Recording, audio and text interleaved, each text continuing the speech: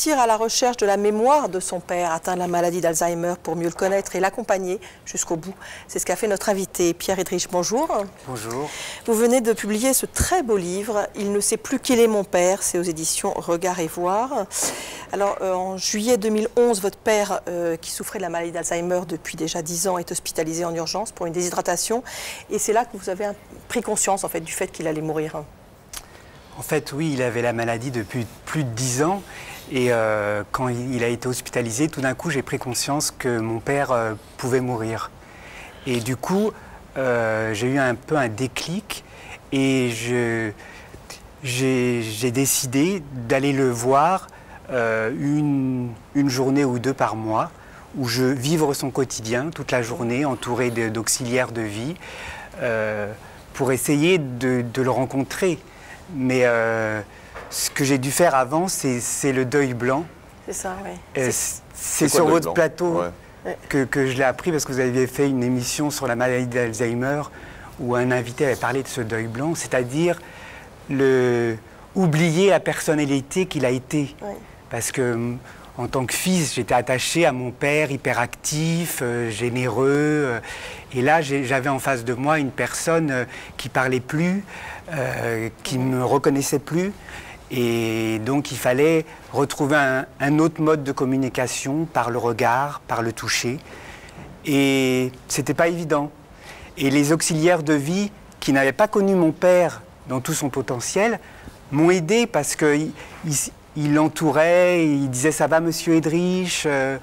La kiné lui faisait faire des mouvements. Et ça a été un peu une révélation pour moi. Et j'ai pu aborder mon père, s'asseoir devant lui, sans rien d'autre que le regarder, le toucher. Sans parole. Alors, sans parole. La maladie d'Alzheimer, bon, on essaie aujourd'hui de mieux comprendre comment elle apparaît, mais vous êtes persuadé qu'il y a des raisons pour lesquelles, des facteurs qui favorisent l'apparition de cette maladie, à tel point que vous avez fait une enquête pour essayer de remonter dans la vie de votre père pour savoir ce qui aurait pu se passer qui puisse expliquer cette maladie.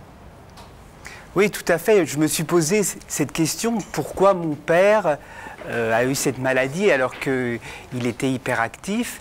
Et souvent, dans les premières phases de la maladie d'Alzheimer, il y a des questions récurrentes qui ressortent. Et pour lui, c'était « est-ce que la guerre est finie ?» Et il faut savoir qu'à 19 ans, il s'est engagé avec le général Delattre de Tassigny pour libérer toute la Rhénanie pendant 1 an. Et sur cette guerre, il nous en a très peu parlé. Et c'est ça qui revenait. Et c'est ça qui revenait. Donc je me suis dit, il y a peut-être eu un traumatisme pendant cette guerre. Donc j'ai été interroger ses compagnons de régiment pour savoir. Et eux m'ont raconté cette guerre qu'ils ne racontaient pas. Et finalement, j'en sais pas plus. C'est surtout, je me suis aperçu à la fin. Vous avez mieux connu votre père grâce à ça quand même. Oui. Finalement. Mais je me suis aperçu à la fin du bouquin que les questions étaient plus importantes que les réponses. Alors votre mère vous a quand même beaucoup aidé aussi, parce qu'elle a tout noté pratiquement depuis le début de la maladie de votre père. Oui, elle classait tout et elle écrivait, je pense que ça l'a soulagée un peu, des lettres qu'elle envoyait à tous ses fils qui s'appelaient « Lettres à mon compagnon de route », où elle expliquait toutes ses difficultés, ses espoirs, ses désespoirs.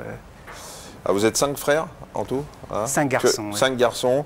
Alors, comme vous avez voulu repartir sur un nouveau père, après ce deuil blanc, c'est-à-dire oublier un peu celui qu'il était. Vous avez demandé quand même à vos frères l'image qu'ils avaient, ce que le père avait apporté dans leur développement personnel. Oui, parce que d'abord, je me suis intéressé aux compagnons de régiment, à ses collègues pasteurs, parce qu'il avait été pasteur. Et après, je me suis dit, pourquoi ne pas interroger mes propres frères? Alors, j'ai fait le boulot d'un journaliste, c'est que j'ai été les voir chacun en leur demandant quel est l'héritage de cet homme. Et on s'aperçoit que chacun a pris des valeurs de cet homme. Ils font quoi, vos frères?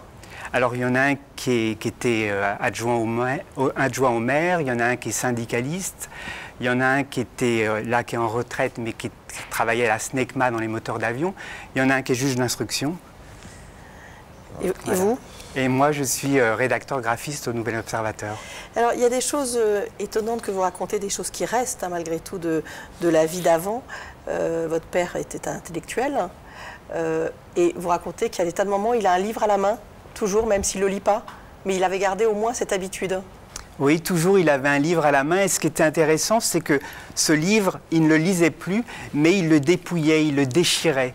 Et je me suis beaucoup interrogé pourquoi on lui mettait un livre le matin et le soir, on le trouvait dépouillé. Et j'ai l'impression qu'il recherchait, comme un enfant, la matière du livre, le papier, la rigidité des pages, et qu'il allait à la source de la matière.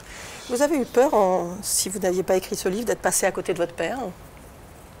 Je pense que je ne l'aurais pas su. Parce que vous l'avez quand même rencontré en faisant ça. Je l'ai rencontré, oui. Je pense que ce livre... Alors, ce qu'il faut dire, c'est que j'ai fini le livre en décembre 2012. Et mon père est mort un mois après. Et je pense que ça a été un formidable chemin pour accepter le deuil. Et le silence, vous en parlez aussi beaucoup? Peut-être c'est la chose la plus importante que j'ai apprise, parce que mon père avait horreur du silence, il comblait tout le temps le silence. Et là, il était obligé de l'éprouver, ce silence. Et donc... Ça a été pasteur, c'est un homme de parole quand même. Oui, c'est un homme de parole. Et là, moi, j'étais obligé de m'asseoir face à lui, et devant une personne qui ne réagit pas, on est toujours tenté de regarder ailleurs. Et donc, je dis qu'il m'a appris le silence, parce que s'asseoir devant une personne, être en relation avec elle, sans rien faire d'autre que d'être assis en face d'elle, c'est pas évident. Et c'est un peu ce qui... Et vous pensez que même si vous ne reconnaissez pas, qu'il ne parlait pas, le fait que vous l'ayez accompagné comme ça lui a été utile? Vous vous plaisez à vous le dire?